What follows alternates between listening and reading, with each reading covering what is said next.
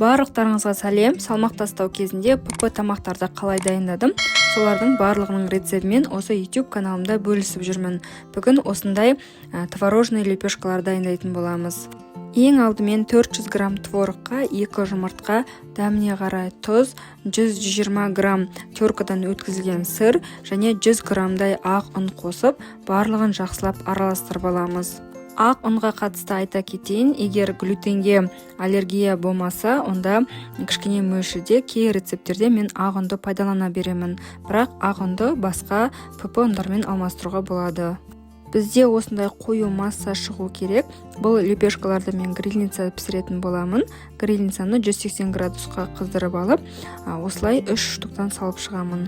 Шамамен 5 минуттай грильницаға басып аламыз. 5 минуттың ішінде осындай творожно-сырный лепешкаларымыз дайын болады. Қалған барлық массамызды осылай кезекпен пісіріп аламыз.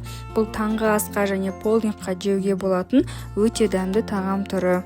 Егер видеоны соңына дейін қараған болсаңыз және рецептім сізге ұнаса, лайк басып, комментарий жазып, менің каналыма тіркелуді ұмытпаңыз.